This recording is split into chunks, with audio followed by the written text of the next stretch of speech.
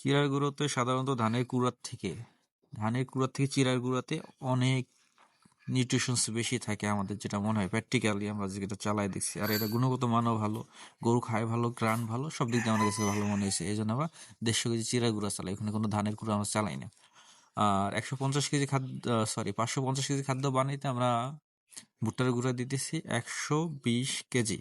ভুট্টার গুঁড়াতে সাধারণত 12% প্রোটিন থাকে, ওই হিসাব করে আমরা 18% মিলাইতে যা লাগে আমরা তা করতেছি। এখন ভুট্টার গুঁড়াতে আর একটা ইম্পর্টেন্ট ব্যাপার হচ্ছে কি, এখানে এনার্জি থাকে।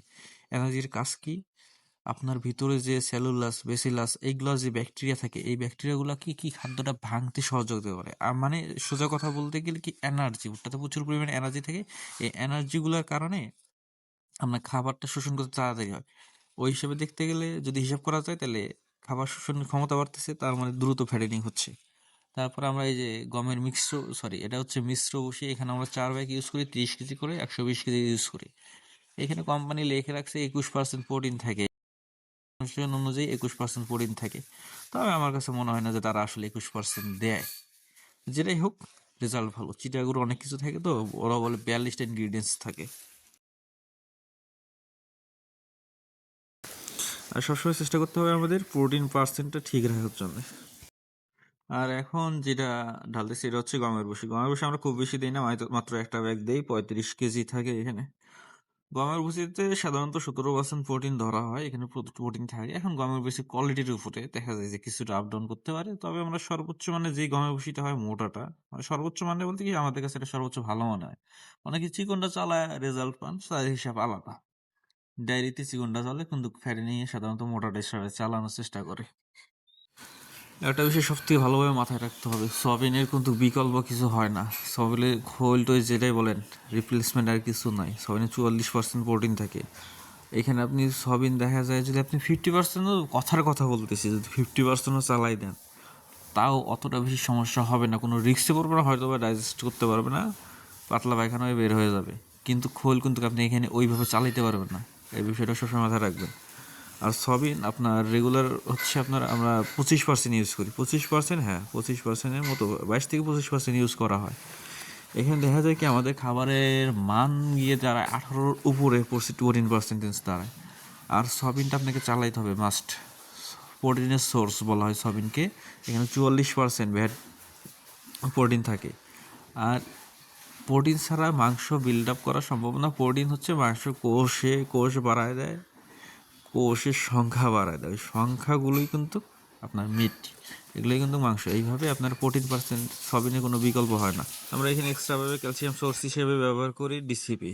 এটা হচ্ছে আপনার বায়োল্যাব গ্রুপের, অনেক ভালো। এতদিন থেকে যতগুলো ডিসিপি ইউজ করছি তার মধ্যে এটাতে মোটামুটি আমরা সাস্টেন করতে পারতেছি আর কি। ডিসিপি পরিমাপ হচ্ছে আপনার প্রত্যেক 100 কেজির জন্য আপনাকে 1 কেজি ডিসিপি ইউজ করতে হবে আর কি।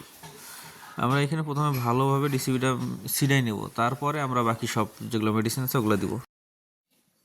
এখন যেটা ব্যবহার করবো সেটা হচ্ছে এনজাইম, মানে হজম শক্তি বাড়ানো। যে রুমেন আছে চারটা, ওর যে 4টা রুমেন আছে, এই রুমেনের ফাংশনগুলো ভালো রাখার জন্য, ভালোভাবে ডাইজেস্ট করার জন্য এইটা ইউজ করা হয়। তারপরে দিতে হবে টক্সিন বাইন্ডার। এটা হচ্ছে টক্সিসিটি, মানে চারিতে আপনি খাবার দিন, চারপাশে কিন্তু জীবাণু থাকে, মানে লালা থাকে, এগুলাতে একটা সময় জীবাণু জন্ম নেয়। যদি আপনি টক্সিনটা ইউজ করেন, ওই চারিতেও জীবাণু হবে না, আপনার গরুর পেটের ভিতরে যে আছে জীবাণু, এটাও হইতে দিবে না। জীবাণু বলতে কি, মানে পচন প্রক্রিয়া, টক্সিসিটি হইতে দিবে না, টক্সিন থেকে বিরত রাখবে আপনার গরুকে। মানে টক্সিসিটি হইতে দিবে না। টক্সিসিটি কিন্তু খুব খারাপ জিনিস গরুর জন্য। বেশি অতিরিক্ত পরিমাণ টক্সিসিটি হয়ে গেলে গরু খাওয়া বন্ধ করে দিবে, অনেক সমস্যা, রুচি থাকবে না, তারপরে গরুর স্বাস্থ্য ভালো হবে না, এই প্রোডাকশনে ভালোভাবে আর কি প্রোডাকশন দিতে পারবে না আপনাকে। মিল্ক হোক, মিট হোক, যেটাই হোক, মুরগির ক্ষেত্রেও, ডিমের ক্ষেত্রেও, যেটা বলেন ডিমের প্রোডাকশন কমে যাবে, সব এভরিথিং, মিট কোয়ালিটি কমে যাবে। এই জন্য আপনাকে সবসময় চেষ্টা করতে হবে প্রত্যেক 100 কেজিতে, না আমরা যেহেতু 500 সাড়ে 500 কেজি বানাচ্ছি, 550 কেজিতে আমরা 1 কেজি ইউজ করি, 1 টনে 2 কেজি টক্সিন আপনার ইউজ করতে হবে, টক্সিন বাইন্ডার। এটা বাধ্যতামূলক আর কি। খাবার সোডাও দিতে হবে আপনাকে। খাবার সোডা দিলে বেশি পরিমাণ খাওয়ার পরে যে গ্যাস হয়, তা পেট ফুলে যায়, বেশ অনেকগুলো সমস্যার সমাধান করে এই খাবার সোডা দিলে আপনাকে পেট ফুলতেও দিবে না, গ্যাসও হবে না। আর কি, এই যে গ্যাসের কাজ করে আর কি, মেনলি হচ্ছে গ্যাসের কাজ করে, গ্যাসটা খুব ভালোভাবে রিডিউস করে নেয় আর কি, গ্যাসটা হইতে দেয় না, খাবার পুষ্টিমানটা ঠিক রাখে, সব দিক দিয়ে মনে করেন ভালো। কিন্তু এই জিনিসটা আর একটা সাইড ইফেক্ট বলবো না ঠিক, এটা হচ্ছে কি আপনি যখন ফিডের সাথে মিশাবেন, যদি ফিডটা দেখা যায় যে 2-3 মাসে, 1 মাস পার হয়ে গেছে, ওই ফিডটা কিন্তু এই খাবার সোটা তখন কি করে, ফিডের মেডিসিন যে দিছেন, পুষ্টি যে আছে, এগুলো নিউট্রিশনগুলো আস্তে আস্তে ধ্বংস করে দিতে পারে। এই জন্য খাবার সোটা মিক্সড করলে খাবারটা বেশি দিন রাখবেন না, যত দ্রুত সম্ভব খাওয়াই দেবেন।